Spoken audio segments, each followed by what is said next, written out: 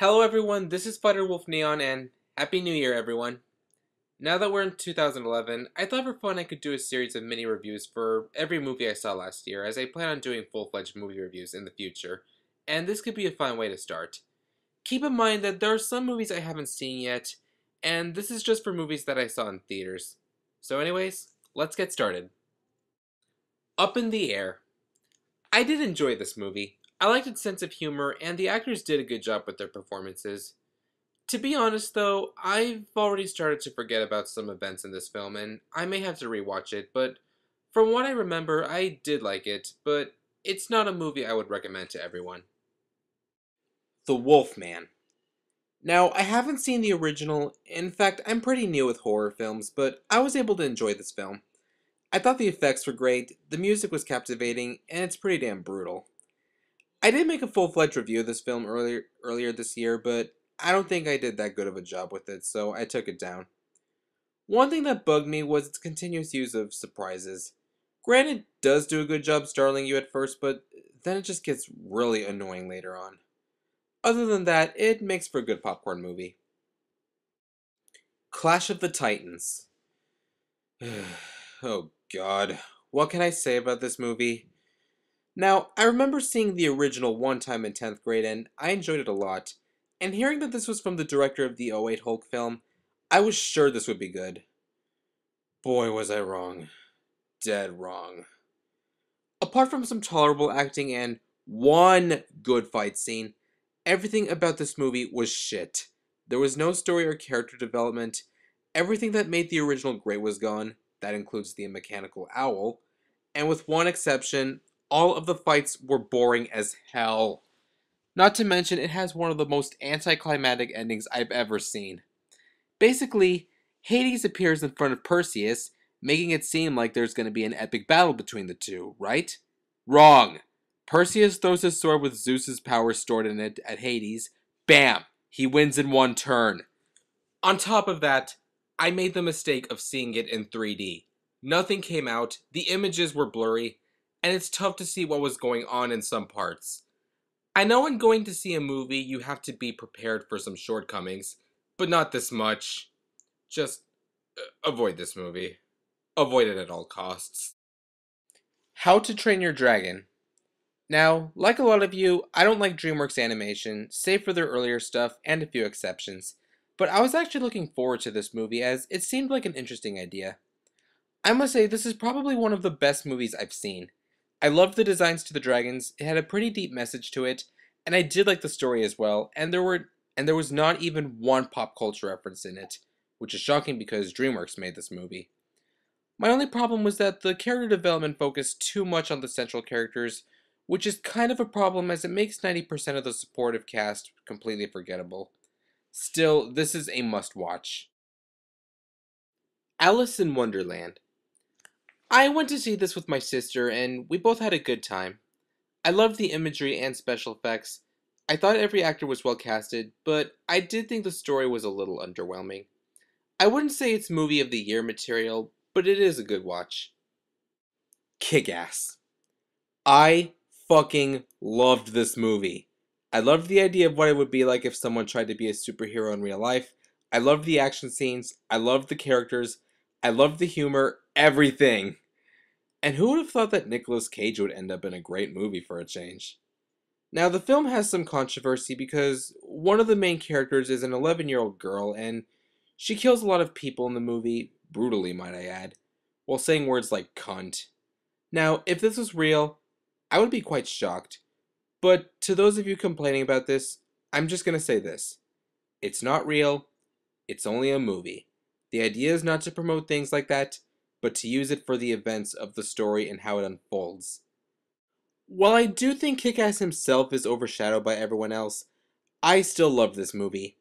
I do intend on getting the original comic, as well as review it once I finish reading it. Iron Man 2. I enjoyed this movie a lot.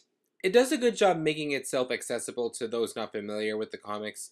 Robert Downey Jr. still kicks ass as Tony Stark and Iron Man, and I thought it was able to fix the problems of the first movie, although it unfortunately had a few on its own, such as the decision to mold Whiplash and Crimson Dynamo into one character. Grant, I had no familiarity with Iron Man when I saw this movie, besides the first movie, and I'm still new to comic books, but I'm sure anyone who is a fan of at least one of these two characters won't be happy with this decision.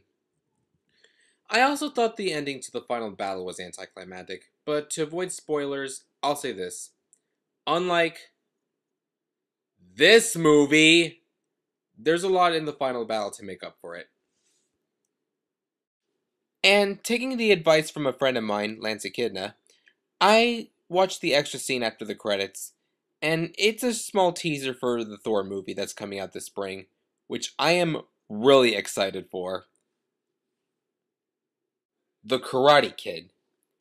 I liked this movie a lot, and this is coming from someone who has only seen bits and pieces of the first movie, as well as a few spoofs of it.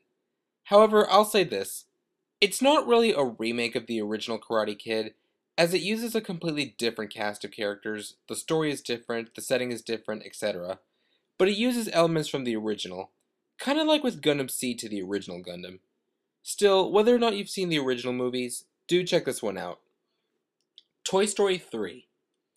As a kid, I loved the first two Toy Story movies, and I would have loved to have seen the 3D re-releases last year. If only I wasn't fucking sick. And just like everyone and their grandmother, I was pretty excited for this movie. It really did live up to my expectations. Everything that made the first two movies great was still here. It has some clever references to the first two movies. The original voice actors still pulled a great job even after 15 years. I thought the subplot between Barbie and Ken was pretty funny. And the ending was really emotional. I just wish I would have cried like how everyone else did, but I just can't cry anymore. Though I had two problems. One, I didn't like how Andy was handled. He plays a big part in the story, but he's treated as a side character, as well as not being explored enough. And two, come on Pixar, would it really have hurt to see Bo Peep, RC, or other classic characters? Still, if you haven't seen this movie, watch it ASAP. Scott Pilgrim vs. the World. I liked this movie a lot, and I honestly cannot believe it bombed at the box office. The premise was funny, its video game references were clever, such as this one scene where it plays Fairy Spring from the Legend of Zelda series. I loved its unique style of special effects, and its over-the-top action scenes were epic. This is another comic book miniseries that I have got to check out now. Despicable Me. This movie was funny as hell. I don't think there's ever been a CGI movie that has made me laugh this much. I think it's better to watch the movie itself for its humor rather than hear about it, but I will say that a good chunk of its humor is done in a similar style to old cartoons such as Looney Tunes and anything from MGM, and it's executed just as good. Vampires suck. Now, I can just say this movie sucked nasty, nasty balls and move on, but where's the fun in that? Even though I knew this was going to be bad, I went to see this with a friend of mine who's also against Friedberg and Seltzer for two reasons. One, just for the fun of shitting on it, and two, as movie fans, it's our job to take down bad and overrated movies, and this is the kind of movie that qualifies for both. Now, to give credit, it doesn't lose track of what it's supposed to be making fun of, unlike previous movies from Friedberg and Seltzer, and they did a good job making the actors look like the original actors from the Twilight movies. But that doesn't come halfway to saving this movie. It's 86 minutes of crappy special effects, unnecessary pop culture references, and weak acting. Oh, and if you think America's Funniest Home Videos and the Love Hina anime were repetitious with their slapstick, this movie takes it to a new level. Half the time, there is someone getting punched, hit, slapped, having their facial hair torn off, kicked in the balls, everything. And it's not even funny for the first time around. If you're thinking of seeing this movie just because you hate Twilight, don't. There are better Twilight spoofs out there. Oh, and I'm going to say this. Twilight did not deserve this movie. There, I said it. Let's move on.